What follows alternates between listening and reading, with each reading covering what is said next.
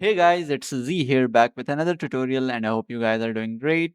So guys, today we will do this mixtape style tutorial for CapCut. It is quite easy. You just have to use the same transitions that we have in CapCut and a few effects for the CC. So without wasting any time, let's begin. Okay, so the very first thing is your clips. You have to adjust them and then make them up to your beat. And for the ratio, you guys can use 1:1 ratio, or you can just go to custom and select this to 970 and 1080 and make sure that your FPS is 60 and then just save. Now, for the clips, I would like to give you some advice and tips on that. You have to actually make your clips and the edit in your mind first that I will add this transition here and it will look good on this clip.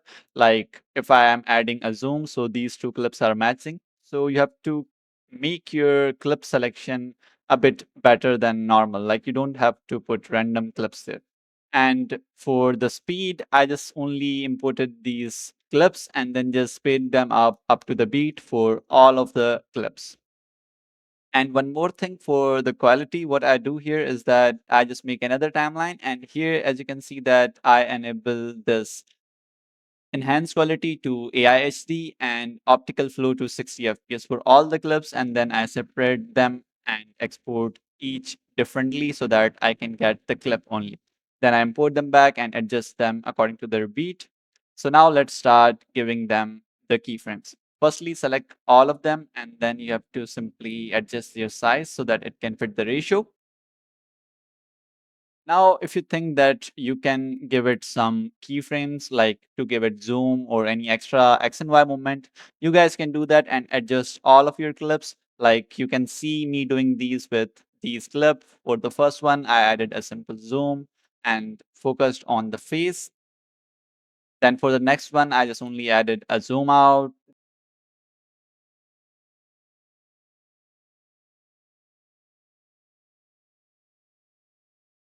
Then for the next one, I did another thing. It was in a bit rotated format. So I rotated it again and adjust its size, then give it a zoom out. So you guys have to do this according to all your clips that you guys are using. If you think a zoom in will fit in this, you can do that. If you think a zoom out can fit or anything like rotation, you guys can do that by yourself. You can see that what I'm doing here in these clips.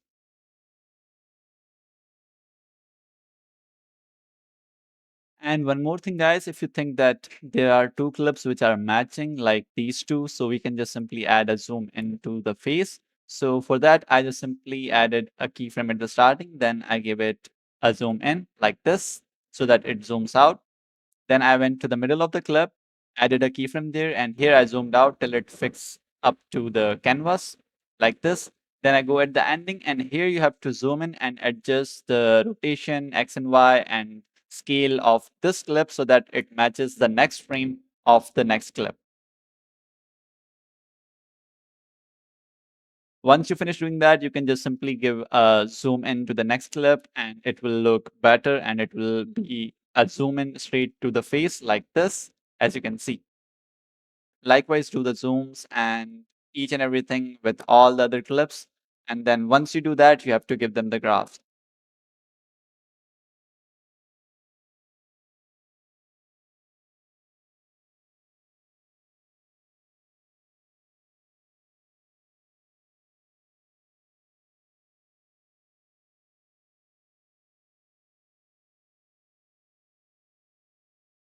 And for graphs, it is simple. You have to simply give it a straight graph, just like me. You guys can see on screen that I gave graph to the second keyframe and then make it go all the way straight like that. Same for X, same for Y. If you have added any other like X and Y keyframes, you can do the same graph.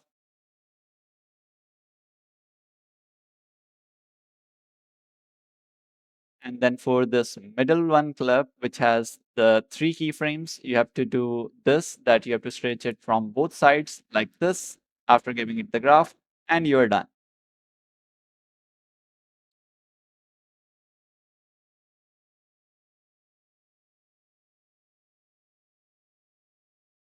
Once you finish up giving them the graphs and these adjustment, your clips will look somewhat like this so that they have the movement. And some clips will be like still because we can't actually give keyframing to all the clips. If it is looking good still, you can just keep it like that. And now it's done for the transitions. And here you have to use your brain a bit, that you have to check which clip will look better if I add rotation here, if I add split transition here, or anything else. There are a lot of transitions. You can just go in transitions and search up rotate. You will get rotate transitions. If you search up split, we have a lot of different split transitions. So for these two clips, I thought that rotation will look good. So I just went to my favorite transitions, and I have already favorited all of these rotate and split transitions, which I use here. So I just simply added that here. And from here, you can just simply adjust its duration, like make it a little bit small, and it will be good enough. So you can see that rotate was looking good on these two clips as it rotates and then zoom outs. Then for the next clip, I gave it split because that would look a bit better. And when you're giving split, make sure that your duration of the transition is a bit small so that it does the split fast and it looks good. Likewise, you have to give transitions to each and every clip. If you think a cutout transition will be good, you can do the cutout by using the pen mask. As you can see on screen that I just did all the transitions first, which seemed suitable for each clip. Then for this pen mask, I just cut it out this cutout here, and then I gave it keyframes. You can make it go from down to up or left to right. Then just simply give it a straight line graph, and you are done with this. You guys can see that the clips are done, the zoom in, zoom outs are done, and also the transitions are done. Now just select all of these transitions and each clip and give them compound clip. And here just simply increase their size to 107 and give them canvas and give it blur. Now here I'm just trying to make some shakes here for these mixtape styles. So just watch and learn what I do. The first shake which I am doing here was a bit odd here. I didn't like it much, so I changed it later on. So I'm just gonna speed up that part so you guys can watch the actual shake that I made. So I had some problems with the X axis because it was just bouncing a lot. I reduced that and did something with these curve graphs and these keyframes, and you guys can see that how it turned out.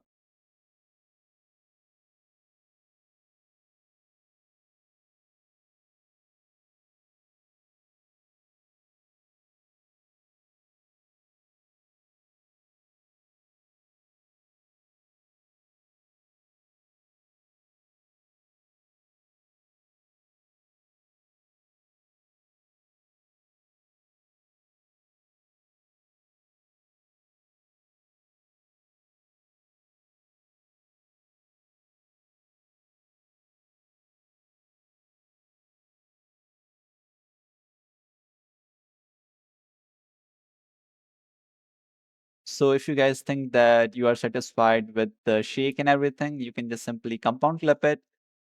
Then you have to give it enhanced quality EIHD and also give it motion blur up to 60. Now just wait for it to be applied. And if you guys think your clip became laggier because of the pre-process, you guys actually have to export because it is a glitch in CapCut PC that it adds the pre-process and then makes everything glitchy. So you have to actually export this clip before doing the compound clip. Just export it in 2K, then import it back in your timeline, and then give it the enhanced quality again and also the motion blur. And while the motion blur is being applied here right now, let's give it the CC. The CC is quite simple for mixtapes. Just search up shaky glitch and then add it here, make it strength 0 and the speed up to 60, or you can keep it at 100 if your song is fast. Next, you have to add glow 3 here and then adjust its glow according to your need. If it is looking bright on some clips, you can just keep it low, or it depends upon each clip that you are using in your edit. Next is just to add a simple adjustment layer above all of this and give it some saturation up to 10, contrast pattern, and make sure that your clarity is 20. And yeah, that's it. Your CC is done. The mixtape edit is done. There are a few things you guys can do, like add effects like wide angle, give it keyframes, or add overlays like flash break or anything. If you guys want those overlays, I have them on my Discord server. I didn't actually add them here because it was just a simple and basic mixtape edit. What I next did is that some clips look like they have less shake, so I just split them there and go to transitions and search up shake, add that here and adjust its duration. And there you go, it adds more shake to it and it looks really good. So if you think your edit has less shake, you guys can add that to each beat where you feel the shake is less. And that was it for today, guys. I hope this tutorial was helpful. If it was helpful, make sure to like, subscribe, and comment down below on what should I make the next tutorial. See you guys in another video. Till then, bye bye.